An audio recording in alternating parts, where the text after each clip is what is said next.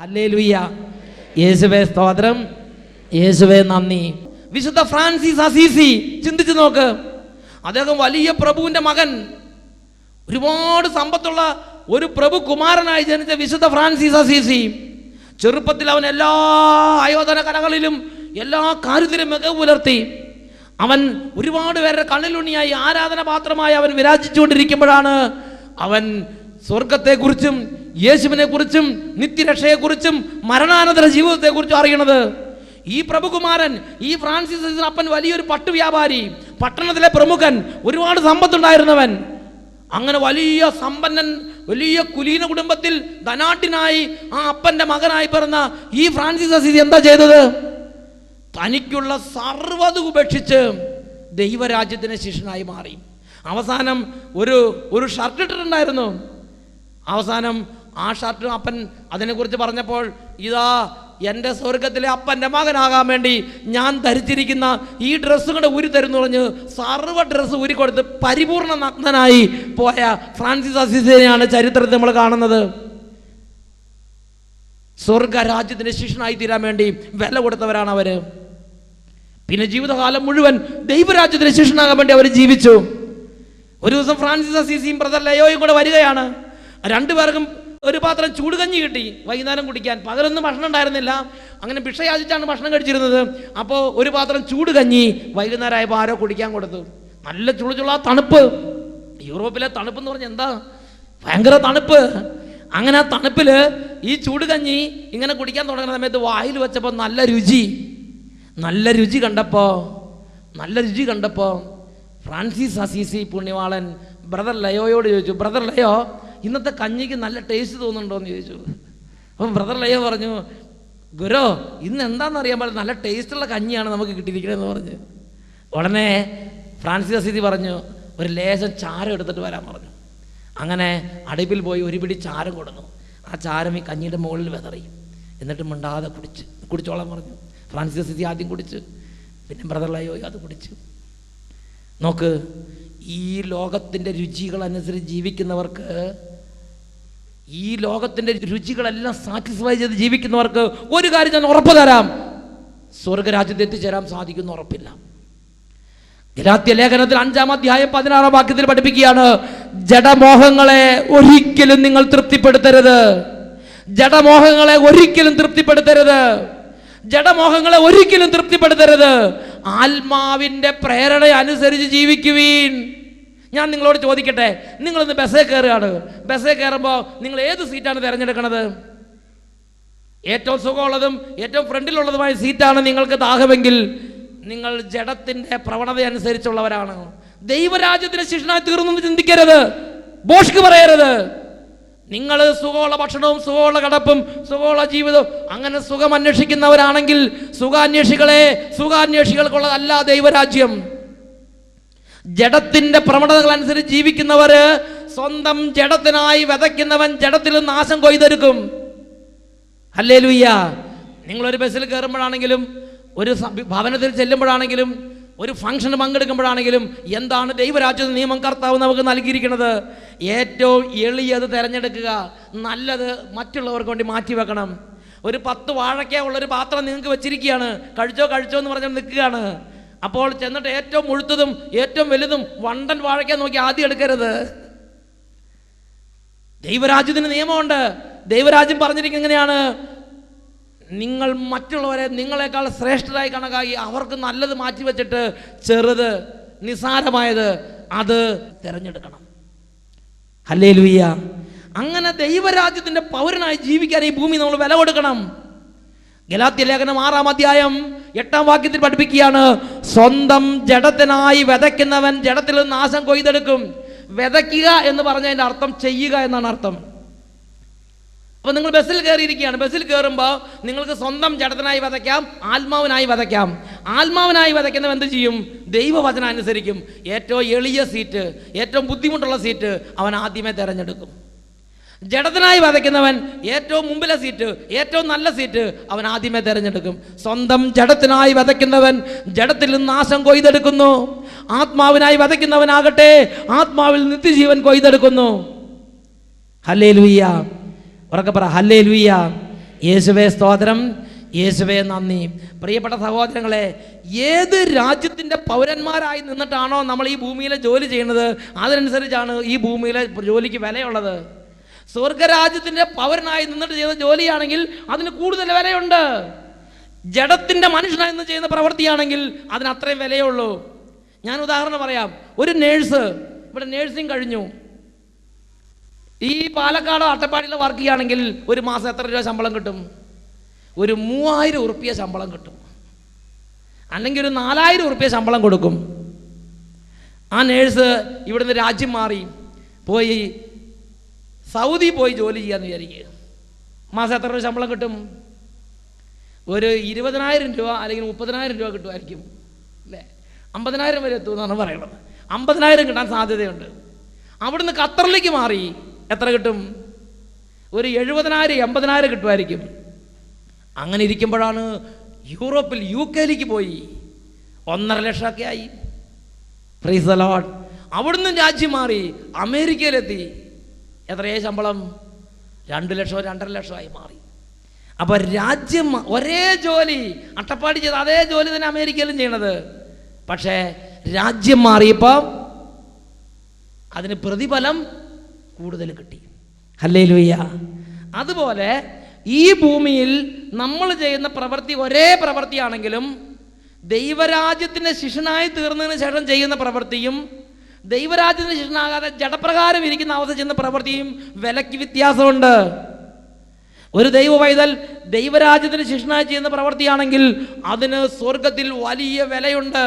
കാരണം ദൈവരാജ്യത്തിൻ്റെ പൗരനാണ്, ദൈവരാജ്യത്തിൽ അതിന് വലിയ വിലയുണ്ട്. വെറും ജഡത്തിൻ്റെ പ്രവണത അനുസരിച്ച് ജീവിക്കുന്ന ഒരു മനുഷ്യനാണെങ്കിൽ, ജഡികനായ ഒരു മനുഷ്യനാണെങ്കിൽ, ആ മനുഷ്യൻ ചെയ്യുമ്പോൾ ഈ ലോകത്തിലെ വില മാത്രമേ അതിനുള്ളൂ. ഹല്ലേലൂയ. ഉറക്കെ പറ, ഹല്ലേലൂയ. യേശുവേ സ്തോത്രം, യേശുവേ നന്ദി. കൊച്ചു ത്രേസ്യ പുണ്യവതി ഇതിനെക്കുറിച്ച് പറഞ്ഞിരിക്കുന്ന ഒരു സംഭവം ഞാൻ നിങ്ങളുടെ ശ്രദ്ധയിലേക്ക് കൊണ്ടുവരാം. കൊച്ചു ത്രേസ്യ പുണ്യവതി എല്ലാ ദിവസവും വൈകിട്ട് ഈശോയുടെ അടുത്തേക്ക് വരും. ഈശോയുടെ അടുത്തേക്ക് വന്നിട്ട് കൊച്ചു ത്രേസ്യ പുണ്യവതി പറയും, കർത്താവേ, ഇന്ന് എനിക്കുണ്ടായ ഏറ്റവും വലിയ വേദന, കഠിനമായ വേദന വലിയ റോസപ്പൂക്കളായിട്ടും ചെറിയ വേദന ചെറിയ റോസപ്പൂക്കളായിട്ടും ഞാൻ അങ്ങയുടെ സന്നിധിയിലേക്ക് സമർപ്പിക്കുകയാണ്. നോക്ക്, ജഡത്തിൻ്റെ മനുഷ്യനാണെങ്കിൽ വേദന വരുമ്പോൾ, ദുഃഖം വരുമ്പോൾ ഉടനെ പരാതി പറഞ്ഞ് പരിഭവം പറഞ്ഞ് എല്ലാവരോടും എതിർത്ത് സമരം ചെയ്ത് വലിയ കോലാഹലം ഉണ്ടാക്കി 4 ആളെ അറിയിച്ച് വലിയൊരു സീനുണ്ടാക്കി അങ്ങനെ നടക്കും. വിജയത്തില്ല, ലോകത്തിൽ ഒരുപക്ഷെ വിജയിക്കുമായിരിക്കാം, പക്ഷെ സ്വർഗത്തിൽ പ്രതിഫലമില്ല, സ്വർഗത്തിൽ പ്രതിഫലമില്ല. ഹല്ലേലൂയ. എന്നാൽ ദൈവവചനം പറഞ്ഞിരിക്കുകയാണ്, മറ്റുള്ളവർ നിങ്ങളെ അകാരണമായി നിന്ദിക്കുകയും പുച്ഛിക്കുകയും ചെയ്യുമ്പോൾ നിങ്ങൾ ഭാഗ്യവാന്മാർ, നിങ്ങൾ ആനന്ദിച്ച് ആഹ്ലാദിക്കുവിൻ, എന്തെന്നാൽ സ്വർഗത്തിൽ നിങ്ങളുടെ പ്രതിഫലം വലുതായിരിക്കും എന്ന് കൽപ്പിച്ച യേശുനാഥൻ സ്വർഗരാജ്യത്തിൻ്റെ ഒരു വചനം, ഒരു നിയമം പറഞ്ഞിരിക്കുകയാണ്. അകാരണമായി എല്ലാവിധ തിന്മകളും നിങ്ങൾക്കെതിരെ വ്യാജമായ എല്ലാവരും ആരോപിക്കുമ്പോൾ നിങ്ങൾ ഭാഗ്യവാന്മാർ, നിങ്ങൾ ആനന്ദിച്ച് ആഹ്ലാദിക്കുവിൻ, സ്വർഗത്തിൽ നിങ്ങളുടെ പ്രതിഫലം വലുതായിരിക്കും. ദൈവരാജ്യത്തിൻ്റെ നിയമമാണ്. അങ്ങനെ ദൈവരാജ്യ നിയമം അനുസരിച്ചാൽ സ്വർഗത്തിൽ വലിയ പ്രതിഫലം. അതുകൊണ്ടാണ് കൊച്ചു ത്രേസ്യ പുണ്യവതി പറഞ്ഞത്, ഇന്ന് ഞാൻ അനുഭവിച്ച ഏറ്റവും വലിയ വേദന വലിയ റോസപ്പൂക്കളായും ഏറ്റവും ചെറിയ വേദന ചെറിയ റോസപ്പൂക്കളെ സമർപ്പിക്കുന്നു. എന്നിട്ട് കൊച്ചു ത്രേസ്യ പുണ്യവതി പ്രാർത്ഥന എങ്ങനെയാണ്? കൂടുതൽ കൂടുതൽ വലിയ വലിയ റോസാപ്പൂക്കൾ അങ്ങയുടെ മുമ്പിൽ സമർപ്പിക്കാൻ എന്നെ അനുഗ്രഹിക്കണമേ എന്ന് പറഞ്ഞാൽ കൂടുതൽ വേദന, കൂടുതൽ സഹനം ഇതിനു വേണ്ടി ദാഹിക്കുകയാണ്. ഹല്ലേലൂയ. യേശുവേ സ്തോത്രം. ലൂക്കായുടെ സുവിശേഷത്തിൽ 12-ാം അധ്യായത്തിൽ 33-ാം തിരുലിഖിതം, നിങ്ങളുടെ സമ്പത്ത് വിറ്റ് ദാനം ചെയ്യുവിൻ. സൽപ്പേരുള്ളവൻ അത് വിൽക്കട്ടെ, ആരോഗ്യമുള്ളവൻ അത് വിൽക്കട്ടെ, സ്ഥാനമാനമുള്ളവൻ അത് വിൽക്കട്ടെ. നിങ്ങളുടെ സമ്പത്ത് വിറ്റ് ദാനം ചെയ്യുവിൻ. പഴകിപ്പോകാത്ത പണസഞ്ചികൾ സ്വർഗത്തിൽ സംഭരിച്ചു വെക്കുവിൻ. ഒടുങ്ങാത്ത നിക്ഷേപം സ്വർഗത്തിൽ നിങ്ങൾ ശേഖരിച്ചു വെക്കുവിൻ. ഞാൻ ചോദിക്കട്ടെ, ഇന്ന് ആരാണ് ഇതിനോട് ഉത്സാഹിക്കുന്നത്? ഈശോ നൽകിയിരിക്കുന്ന കൽപ്പനയല്ലേ ഇത്? ഒടുങ്ങാത്ത നിക്ഷേപം സ്വർഗത്തിൽ നിങ്ങൾ ശേഖരിച്ചു വെക്കുവിൻ. അവിടെ കള്ളന്മാർ കടന്നു വരികയോ ചിതൽ നശിപ്പിക്കുകയോ ഇല്ല. ലൂക്കായുടെ സുവിശേഷം 12-ാം അധ്യായം 33-ാം വാക്യത്തിൽ ദൈവപുത്രൻ എനിക്ക് നിങ്ങൾക്കൊരു കൽപ്പന നൽകിയിട്ടുണ്ട്. ഇത് ശ്രവിച്ചുകൊണ്ടിരിക്കുന്ന എല്ലാവർക്കും ദൈവപുത്രൻ ഒരു കൽപ്പന നൽകിയിട്ടുണ്ട്. ഒടുങ്ങാത്ത നിക്ഷേപം സ്വർഗത്തിൽ സംഭരിച്ചു വെക്കുവീൻ. അവിടെ കള്ളന്മാർ കടന്നു വരികയോ ചിതൽ നശിപ്പിക്കുകയോ ഇല്ല. എനിക്കും നിങ്ങൾക്കുള്ളൊരു കടമയാണത്. ഈ ഭൂമിയിൽ ജീവിച്ചിരിക്കുന്ന കാലത്ത് ഞാനും നിങ്ങളും സ്വർഗത്തിൽ എനിക്കും നിങ്ങൾക്കും വേണ്ടി നിക്ഷേപങ്ങളെ കരുതണം. ഹല്ലേലൂയ. യേശുവേ സ്തോത്രം, യേശുവേ നന്ദി, യേശുവേ സ്തോത്രം, യേശുവേ നന്ദി. പ്രിയപ്പെട്ട സഹോദരങ്ങളെ, നമ്മളിവിടെ ചെയ്യുന്ന ഓരോ പ്രവൃത്തിയും ഒന്നുകിൽ അത് ലോകത്തിലെ നിക്ഷേപമായി മാറും, അല്ലെങ്കിൽ അത് സ്വർഗരാജ്യത്തിലെ നിക്ഷേപമായി മാറും. ചിന്തിച്ച് നോക്കണം. ഓരോ ദിവസവും നമ്മൾ ഓരോ കാര്യങ്ങൾക്ക് വേണ്ടി ഇടപെടുമ്പോൾ എനിക്ക് സ്വർഗത്തിൽ ഇത് നിക്ഷേപം ഉണ്ടാക്കുന്നൊരു പ്രവൃത്തിയാണോ, ഇത് സ്വർഗത്തിൽ എനിക്ക് വിലയുണ്ടാക്കുന്നൊരു പ്രവൃത്തിയാണോ, അതോ സ്വർഗത്തിലുള്ള എൻ്റെ ജീവിതം നശിപ്പിക്കുന്ന ഒരു പ്രവൃത്തിയാണോ, ഒരു തീരുമാനമാണോ ഇത് എന്ന് ഞാനും നിങ്ങൾ ചിന്തിക്കണം. ഹല്ലേലൂയ. ഉറക്കെ പറയാം, ഹല്ലേലൂയ. നമ്മുടെ ആത്മാവിൻ്റെ നിത്യത കണക്കാക്കി ഈ ഭൂമിയിൽ ത്യാഗം സഹിക്കേണ്ടി വന്ന ത്യാഗം സഹിക്കാൻ, വേദന സഹിക്കേണ്ടി വന്ന വേദന സഹിക്കാൻ ഞാനും നിങ്ങൾ തയ്യാറാകണം. ഇതാണ് ദൈവവചനം പഠിപ്പിക്കുന്നത്. മക്കബായരുടെ പുസ്തകത്തിൽ നമ്മൾ രംഗം കാണുന്നുണ്ട്. മക്കബായരുടെ പുസ്തകത്തിൽ ഇതാ അന്തിയോക്കസ് രാജാവ് ജെറൂസലേമിനെ കീഴടക്കി. അങ്ങനെ അന്തിയോക്കസ് രാജാവ് ജെറൂസലേമിനെ കീഴടക്കിയിട്ട് ഫിലിപ്പ് എന്ന് പേരുള്ള ഒരു മഹാകിരാതനായ മനുഷ്യനെ ഈ ജെറൂസലേമിലേക്ക് ഭരണാധികാരിയായി നിയമിച്ചു. അവൻ്റെ ഡ്യൂട്ടി ഇങ്ങനെയാണ്: ഈ യഹൂദന്മാരെ മുഴുവൻ പീഡിപ്പിച്ച് അവരുടെ മത നിയമങ്ങളെല്ലാം തെറ്റിച്ച് എഴുതപ്പെട്ട വചനം ലംഘിക്കാൻ വേണ്ടി അവരെ നിർബന്ധിക്കുക. അങ്ങനെ ഈ കിരാതനായ ഫിലിപ്പ് ഇതാ ഈ ദേശത്തേക്ക് വന്നിട്ട് എല്ലാ യഹൂദന്മാരെയും ദൈവവചനം ലംഘിക്കാൻ വേണ്ടി നിർബന്ധിച്ചുകൊണ്ടിരിക്കുകയാണ്. അങ്ങനെ കുഴഞ്ഞാട്ടം ഉണ്ടായിരുന്നവരെല്ലാം പെട്ടെന്ന് ആദ്യം തന്നെ ദൈവവചനം ലംഘിക്കാൻ വേണ്ടി ഈ ലോകരാജാവിൻ്റെ നിർദ്ദേശപ്രകാരം ദൈവത്തെ നിഷേധിച്ചും വചനം ലംഘിച്ചും അങ്ങനെ അവരുടെ കൂട്ടത്തിൽ ചേർന്നു. എന്നാൽ അവിടെ കുറച്ച് വീരന്മാരുണ്ടായിരുന്നു. ആ വീരന്മാർ പറഞ്ഞു, ഞങ്ങൾ മരിച്ചാലും ശരി ഞങ്ങളുടെ ആത്മാവിൻ്റെ നിത്യത നശിപ്പിക്കുന്ന പാപകൃത്യങ്ങൾക്ക് വേണ്ടി ഞങ്ങളെയോ ഞങ്ങളുടെ മക്കളെയോ കിട്ടുകയില്ല. ഉടനെ ആ കിങ്കരന്മാർ അവരെ പിടികൂടി. എന്നിട്ട് 2 സ്ത്രീകളെ അവർ പിടിച്ചു. ആ 2 അമ്മമാർ വളരെ തീഷ്ണതയോടെ യേശുവിൻ ദൈവത്തിനെ ഏറ്റു പറഞ്ഞിരുന്നവരാണ്. ഞങ്ങൾ മരിച്ചാലും ശരി ദൈവവചനം ലംഘിക്കില്ല എന്ന് പറഞ്ഞവരാണ്. ആ 2 അമ്മമാരെ പിടിച്ചിട്ട് അവരുടെ കൈക്കുഞ്ഞുങ്ങളെ അവരിൽ നിന്ന് വലിച്ചു പറിച്ചെടുത്തു. എന്നിട്ട് ആ കൈക്കുഞ്ഞുങ്ങളുടെ കാലയിൽ കയറിട്ട് കെട്ടി. എന്നിട്ട് ഈ അമ്മമാരുടെ തോളെ തന്നെ കുഞ്ഞുങ്ങളെ കെട്ടിത്തൂക്കിയിട്ട് എന്നിട്ട് പട്ടണത്തിൻ്റെ നടുവിലൂടെ നടത്തിച്ച് എന്നിട്ട് പറഞ്ഞു, നീ ദൈവത്തെ ഉപേക്ഷിക്കുക, നീ നിൻ്റെ ദൈവവചനം ലംഘിക്കുക, എന്നിട്ട് ചക്രവർത്തി പറഞ്ഞതുപോലെ ചെയ്യണം. ചക്രവർത്തി പറഞ്ഞിരുന്നത് ദൈവവചനം ലംഘിക്കാനുള്ള ഓരോ വിഗ്രഹാരാധനയുടെ കാര്യമാണ് പറഞ്ഞിരുന്നത്. നീ വിഗ്രഹത്തെ ആരാധിക്കുക, ചക്രവർത്തി ആരാധിക്കുക, ദൈവത്തെയും ദൈവവചനത്തെയും നീ ഉപേക്ഷിക്കുക എന്ന് പറഞ്ഞ് ഇങ്ങനെയുള്ള ജനങ്ങളുടെ മുമ്പിലൂടെ ആ അമ്മമാരുടെ സ്വന്തം കുഞ്ഞുങ്ങളെ ആ കാലിൽ കെട്ടി അവരുടെ കഴുത്തെ തൂക്കിയിട്ടിട്ട് ടൗണിൽ കൂടെ നടത്തിച്ച്. എന്നാലും ശരി, അമ്മമാർ പറഞ്ഞു, ഞാനും എൻ്റെ മക്കളും ഈ ലോകത്തിൽ എഴുതപ്പെട്ട വചനം ലംഘിച്ച് പാപം ചെയ്ത് നിത്യമായി ആത്മാവ് നശിച്ചു പോകുന്നേക്കാൾ ഭേദം ഈ ലോകത്തിൽ ഞാനും ഞങ്ങളുടെ മക്കളും വീരമരണം പ്രാപിച്ച് എഴുതപ്പെട്ട വചനം ലംഘിക്കാതെ നിത്യരാജ്യത്തിൻ്റെ പൗരന്മാരായി ഇവിടുന്ന് കടന്നു പോകുന്നതാണ് ഞങ്ങൾക്ക് താല്പര്യം. അവരെ അങ്ങനെ ടൗണിൽ കൂടെ നടത്തിച്ച് ഇവരൊരു വിധത്തിലും കീഴ്പ്പെടുത്തില്ലെന്ന് കണ്ടപ്പോൾ ആ മതിലിൻ്റെ മുകളിൽ നിന്ന് ഒരു വലിയ മതിലിൻ്റെ മുകളിൽ കൊണ്ടുപോയിട്ട് പറഞ്ഞു, ഇനി ഇപ്പോൾ ദൈവത്തെ ഉപേക്ഷിക്കുക, ഇപ്പോൾ വചനത്തെ ഉപേക്ഷിക്കുക, അല്ലെങ്കിൽ ഇവിടുന്ന് തള്ളിയിട്ട് കൊല്ലൂ എന്ന് പറഞ്ഞു. അവർ പറഞ്ഞു, ഞങ്ങളെ കൊന്നാലും ശരി ഞങ്ങൾ വചനം ഉപേക്ഷിക്കില്ല. അങ്ങനെ മതിലിൻ്റെ മുകളിൽ നിന്ന് ഈ അമ്മമാരെയും കുട്ടികളെ ഉൾപ്പെടെ തള്ളിയിട്ട് ഉദരം പിളർന്ന് അമ്മമാർ മരിച്ചു. ഈ രംഗം കാണുന്നത് മക്കബായരുടെ 2-ാമത്തെ പുസ്തകത്തിൽ 6-ാമത്തെ അധ്യായത്തിൽ 9, 10, 11 തിരുലിഖിതങ്ങളിലാണ്. മതിലിൻ്റെ മുകളിൽ നിന്ന് തള്ളി വീഴ്ത്തപ്പെട്ട അവർ ഉദരം പിളർന്ന് അവിടെ കിടന്ന് കുഞ്ഞും അമ്മയും ഒന്നിച്ച് മരിക്കുകയാണ്. ഇതുപോലെ തീഷ്ണമതികളായ ആളുകൾ ലോകത്തിൽ ദൈവവചനത്തിന് വേണ്ടിയും വിശുദ്ധ ജീവിതത്തിന് വേണ്ടിയും ദൈവരാജ്യത്തിന് വേണ്ടിയും നിലകൊണ്ടിട്ടുണ്ട്. ഹല്ലേലൂയ. എന്തായാലും ഒരു കാര്യം ഉറപ്പാണ്, ദൈവവചനം നൽകപ്പെട്ട അന്ന് തൊട്ട് ഇന്ന് വരെ ലോകം ദൈവവചനത്തോട് എപ്പോഴും ശത്രുതയോടെ പെരുമാറിക്കൊണ്ടിരിക്കും. ലോകവും ലോകത്തിൻ്റെ ആളുകളും ദൈവവചനത്തോടും ദൈവവചനത്തിൻ്റെ നിയമങ്ങളോടും എപ്പോഴും ശത്രുതയോടെ പെരുമാറിക്കൊണ്ടിരിക്കും. ഹല്ലേലൂയ. ദൈവവചനം പറയുകയാണ് നിങ്ങൾ മദ്യപിക്കരുതെന്ന് പറഞ്ഞാൽ ലോകം പറയും മദ്യപിക്കണം. അതിന് പറ്റിയ ചാനൽ ചർച്ചകളും മറ്റ് പലതും അപ്പോൾ ഉണ്ടാവും. Praise the Lord. ദൈവവചനം പറഞ്ഞു നിങ്ങൾക്ക് ധാരാളം മക്കളുണ്ടെന്ന് പറയുകയാണെങ്കിൽ ലോകം പറയും അയ്യോ മക്കൾ അധികം വേണ്ട, അത് വലിയ ശല്യമാണ്, മക്കൾ ഉണ്ടാകാതിരിക്കുകയാണ് നല്ലത്.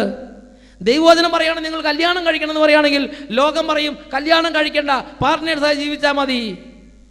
ദൈവവചനം പറയാണ് നിങ്ങൾ മിശ്രവിവാഹം ചെയ്യരുത് എന്ന് ദൈവവചനം പറയുകയാണെങ്കിൽ ഇതാ ലോകം നിർബന്ധിക്കും നിങ്ങൾ മിശ്രവിവാഹം ചെയ്യണം.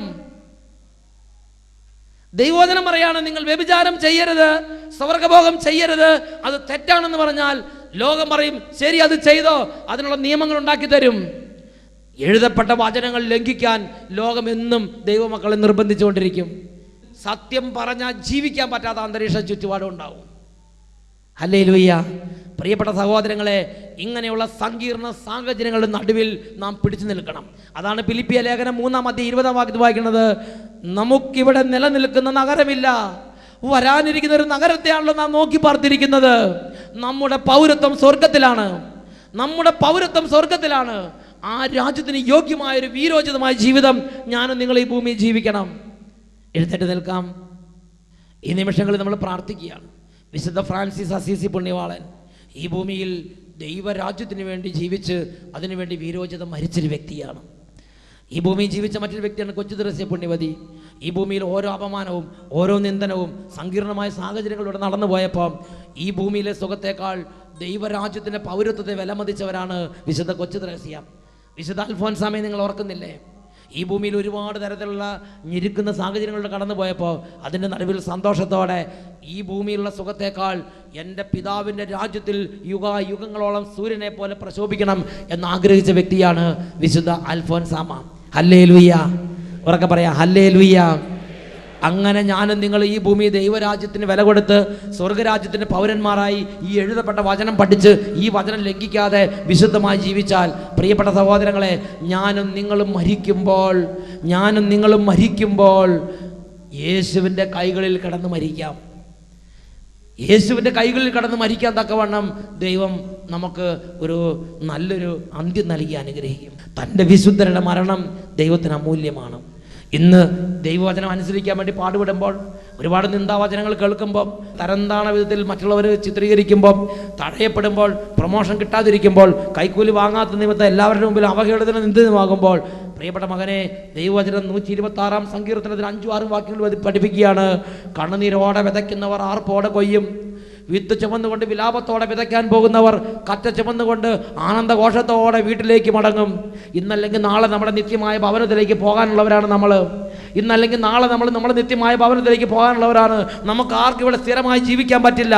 ഇന്നല്ലെങ്കിൽ നാളെ ഇതെല്ലാം വിട്ടുപോയാൽ മതിയാവും. നമ്മുടെ ജോലിയും നമ്മുടെ വീടും നമ്മുടെ ബന്ധുക്കളെയും നമ്മുടെ മിത്രങ്ങളെയും ഇന്നല്ലെങ്കിൽ നാളെ എല്ലാവരെയും വിട്ടുപോയാൽ മതിയാവും. ഇന്ന് ദൈവരാജ്യത്തിന് വേണ്ടി നീ ഇന്ന് കണ്ണുനീരോടെ വിതയ്ക്കാൻ പോയാൽ, ഇന്ന് കണ്ണുനീരോടെ വിതയ്ക്കുന്നവർ നാളെ ആനന്ദഘോഷത്തോടെ കൊയ്യും. വിത്ത് ചുമന്നുകൊണ്ട് വിലാപത്തോടെ വിതയ്ക്കാൻ പോകുന്നവർ കറ്റ ചുമന്നുകൊണ്ട് ആഹ്ലാദത്തോടെ വീട്ടിലേക്ക് മടങ്ങുമെന്ന് 126 സങ്കീർത്തനത്തിൽ 5-6 വാക്യങ്ങളിൽ ദൈവവചനം പഠിപ്പിച്ചിരിക്കുകയാണ്. 2 കരങ്ങളും കൂപ്പിപ്പിടിക്കാം. ദൈവമേ, എനിക്ക് എൻ്റെ പിതാവിൻ്റെ രാജ്യത്തെ ലക്ഷ്യമാക്കി ജീവിക്കണം. ഈ ഭൂമിയുള്ള 10-100 വർഷം 10-80 വർഷം അതെങ്ങനെയെങ്കിലും തിന്നുകുടിച്ച് മതിച്ച് ജീവിക്കണം എന്നുള്ളതല്ല എൻ്റെ ജീവിത ലക്ഷ്യം. എനിക്ക് സ്വർഗരാജ്യത്തെ ലക്ഷ്യമാക്കി ജീവിക്കണം. വിശുദ്ധ ഫ്രാൻസിസ് അസീസി സ്വർഗത്തെ ലക്ഷ്യമാക്കി ജീവിച്ചു. മരണനിമിഷങ്ങളിൽ സ്വർഗം വന്ന് ഫ്രാൻസിസ് അസീസിയെ സ്വർഗനാട്ടിലേക്ക് ചേർത്തു. എൻ്റെ ദൈവമേ, മദർ തെരേസയും അൽഫോൻസാമയും സ്വർഗത്തെ ലക്ഷ്യമാക്കി ജീവിച്ചു. ഈ ഭൂമിയിൽ ഞെരുങ്ങി, ഈ ഭൂമിയിൽ വേദന സഹിച്ചു, ഈ ഭൂമിയിൽ വലിയ നിന്ദനങ്ങൾ സഹിച്ചു. പക്ഷേ മരിച്ചപ്പോൾ സ്വർഗത്തോട് ചേർത്തു. ഓ ദൈവമേ, കൊച്ചു ത്രേസ്യ പുണ്യവതി, അമ്മ ത്രേസ്യ പുണ്യവതി ഈ ഭൂമിയിൽ സ്വർഗത്തെ ലക്ഷ്യമാക്കി ജീവിച്ചു. അവർ വീരോചിതമായി മരിച്ചു. ഈ ലോകത്തിൻ്റെ സന്തോഷമല്ല, എൻ്റെ പിതാവിൻ്റെ രാജ്യത്തിൻ്റെ സന്തോഷമാണ് യഥാർത്ഥ സന്തോഷമെന്ന് തിരിച്ചറിഞ്ഞ വീരന്മാർ ഞങ്ങൾക്ക് മുമ്പേ ജീവിച്ചിട്ടുണ്ട്. അതുപോലെ സ്വർഗനാട്ടിലെത്തുവോളം സ്വർഗത്തെ നോക്കി മുമ്പോട്ട് പോകാൻ, പിതാവിൻ്റെ രാജ്യത്തിൻ്റെ നിയമങ്ങളെ നോക്കി പോകാൻ, ഓ പിതാവെ അനുഗ്രഹിക്കണമേ, ഓ യേശുവെ അനുഗ്രഹിക്കണമേ, ഓ പരിശുദ്ധാത്മാവെ അനുഗ്രഹിക്കണമേ. നമുക്ക് പ്രാർത്ഥിക്കാം.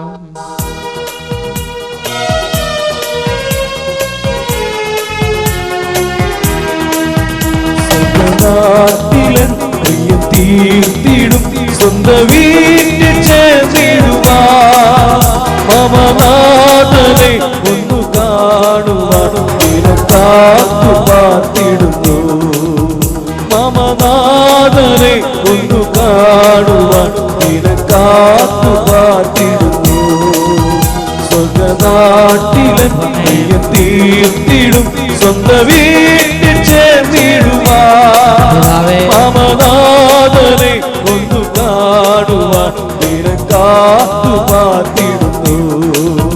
മമനാഥനെ ഒന്നു കാണുവാൻ കാത്തു പാർത്തിടുന്നു. കരങ്ങളടിച്ച് നന്നായി കൈയടിച്ച് ഹൃദയം തുറക്കണം. ഈ ഭൂമി കുറെ തിന്നും കുടിച്ച് മതിച്ചും ജീവിച്ചിട്ട് എന്ത് കാര്യം? ഇന്നല്ലെങ്കിൽ നാളെ ഈ ദുഃഖമെല്ലാം വിലാപമായി മാറും, ഈ സന്തോഷമെല്ലാം കരച്ചിലായി മാറും. എന്നാൽ ഇന്ന് കരഞ്ഞാൽ, ഇന്ന് വേദനിച്ചാൽ നാളെ നിത്യമായി ചിരിക്കാം, നാളെ നിത്യമായി ആനന്ദിക്കാം. നന്നായി കൈയടിച്ച് ആഗ്രഹത്തോടെ പാടി പ്രാർത്ഥിക്കാം. മരുഭൂമിയിൽ തളരാതെ ഞാൻ മരുവുന്നു നിൻ കൃപയാ. മരുഭൂമിയിൽ തളരാതെ ഞാൻ മരുവുന്നു നിൻ കൃപയാ. ഒരു നാളും ഇനി തിരിയാതെ കരുതുന്നു കൺമണി പോ. ഒരു നാളും നീ തിരിയാതെ കരുതുന്നു കൺമണി പോ. നാട്ടിലൻ പ്രിയ തീർത്തിടും സ്വന്തം വീട്ടിൽ ചേർന്നിടുവാ. അമനാഥനെ ഒന്നു കാണുവാൻ നിനക്കാത്തു കാത്തിടുന്നു. അമനാഥനെ ഒന്നു കാണുവാൻ നിനക്കാത്തു കാത്തിടുന്നു. ഉണർവോടെ കരങ്ങളടിച്ച് പുറകിലുള്ളവരും പന്തലുള്ളവരും വീട്ടിലിരിക്കുന്നവരും ഈ ശുശ്രൂഷ ചേരുന്ന എല്ലാവരും നന്നായിട്ട് പ്രാർത്ഥിക്കുകയാണ്. എൻ്റെ ദൈവമേ, എൻ്റെ ഹൃദയം തുറക്കണം. ലോകമോഹങ്ങളിൽ ബന്ധിക്കപ്പെട്ട് കിടക്കുന്ന ഹൃദയത്തിൽ നിന്ന് പാപച്ചങ്ങലകളെ പൊട്ടിച്ച് എൻ്റെ പ്രിയന്റെ നാട്ടിൽ, എൻ്റെ സ്വർഗത്തിൽ, എൻ്റെ പിതാവിന്റെ നാട്ടിൽ, സ്വർഗരാജ്യത്തിന് പൗരത്വത്തിൽ ആനന്ദിക്കാൻ എന്നെ അനുഗ്രഹിക്കണമേ. നല്ലനാഥനെ നിനക്കായി ഞാൻ വില ചെയ്യുമന്ത്യം വരെ. നല്ലനാഥനെ നിനക്കായി ഞാൻ വില ചെയ്യുമന്ത്യം വരെ. അല്ല തീർന്നു നിൻ സവിദേവരാ ഇല്ല പാരി വിശ്രമവും. അല്ല തീർന്നു നിൻ സവിദേവരാ ഇല്ല പാരി വിശ്രമവും. സ്വന്തനാട്ടിലൻ പ്രിയ തീർത്തിടും സ്വന്തം വീട്ടിൽ ചേർന്നിടുവാ. അമനാഥനെ ഒന്നു കാണുവാൻ നിനക്കാത്തു കാത്തിടുന്നു. അമനാഥനെ ഒന്നു കാണുവാൻ നിനക്കാത്തു കാത്തിടുന്നു. സ്വർഗനാട്ടിലൻ പ്രിയ തീർത്തിടും സ്വന്തം വീട്ടിൽ ചേർന്നിടുവാ. അമനാഥനെ ഒന്നു കാണുവാൻ നിനക്കാത്തു കാത്തിടുന്നു. മമനാഥനെ ഒന്നു കാണുവാൻ നിനക്കാത്തു കാത്തിടുന്നു. മമനാഥനെ ഒന്നു കാണുവാൻ നിനക്കാത്തു കാത്തിടുന്നു. നിനക്കാത്തു കാത്തിടുന്നു. നിനക്കാത്തു കാത്തിടുന്നു. രണ്ട് കരങ്ങൾ ഉയർത്തി നമ്മുടെ ആത്മാവിൻ്റെ നിത്യത നഷ്ടപ്പെടുത്തുന്ന എല്ലാ ബന്ധനങ്ങളിൽ നിന്നൊരു വിടുതലിന് വേണ്ടി ആഗ്രഹിച്ച് കരങ്ങൾ ഉയർത്തി എല്ലാവരും സ്തുതിക്കട്ടെ. ഹല്ലേലൂയ, ഹല്ലേലൂയ, ഹല്ലേലൂയ. എല്ലാവരും മനസ്സ് തുറന്ന് സ്തുതിക്കുന്നു. ഹല്ലേലൂയ, ഹല്ലേലൂയ, യേശുവേ, ആരാധന, ആരാധന, ആരാധന, ആരാധന. ഓ ദൈവമേ, ആത്മാവിൻ്റെ നിത്യത ഭദ്രമാക്കാൻ, ഉത്സാഹിക്കാൻ മറന്നുപോയ ഓരോ ജീവിതങ്ങളോടും കരുണയായിരിക്കണമേ. ഈ ഭൂമിയിലെ ജീവിതത്തിന് അവസാനമുണ്ട്. ഈ ഭൂമിയിലെ സമ്പാദ്യങ്ങൾക്ക് ഒരു പരിധിയുണ്ട്. ഇത് നിത്യമായി നിലനിൽക്കുകയില്ല. ഇന്നല്ലെങ്കിൽ നാളെ കൈവിട്ടു പോകും, ഇന്നല്ലെങ്കിൽ നാളെ നശിക്കും. ഈ ആരോഗ്യമാണെങ്കിലും സൗന്ദര്യമാണെങ്കിലും സമ്പത്താണെങ്കിലും സ്ഥാനമാനങ്ങളാണെങ്കിലും പേരും പെരുമയും ഈ ലോകത്തുള്ള മുഴുവൻ സമ്പാദ്യവും ഇന്നല്ലെങ്കിൽ നാളെ കൈവിട്ടു പോകും. ഓ ദൈവമേ, നിത്യരാജ്യത്തിന് വേണ്ടി ചിന്തിക്കാൻ, നിത്യരാജ്യത്തിൽ നിത്യത ഭദ്രമാക്കാൻ, എൻ്റെ ആത്മാവിന് നിത്യത ഭദ്രമാക്കാൻ, എൻ്റെ കുടുംബാംഗങ്ങളുടെ ആത്മാവിന് നിത്യത ഭദ്രമാക്കാൻ, എൻ്റെ ആത്മാവിന് നിത്യതയെക്കുറിച്ച് ചിന്തിക്കാൻ എന്നെ അഭിഷേകം ചെയ്യണ കർത്താവേ. ഈ ലോകത്തിൻ്റെ സുഖഭോഗങ്ങളുടെ ബന്ധനങ്ങളിൽ നിന്ന് വിടുവിക്കണമേ കർത്താവേ. ഈ ലോകമോഹങ്ങളുടെ എല്ലാ വ്യഗ്രതകളിൽ നിന്ന് വിടുവിക്കണമേ കർത്താവേ. ആത്മാവിൻ്റെ നിത്യതയ്ക്ക് വേണ്ടി ദൈവവചനപ്രകാരം ജീവിക്കുന്നുള്ള ഹൃദയ തുറവി നൽകി അനുഗ്രഹിക്കണമേ. കരങ്ങൾ ഉയർത്തി, സ്വരമുയർത്തി ഉറക്കെ വിളിക്കുന്നു, യേശുവേ, യേശുവേ.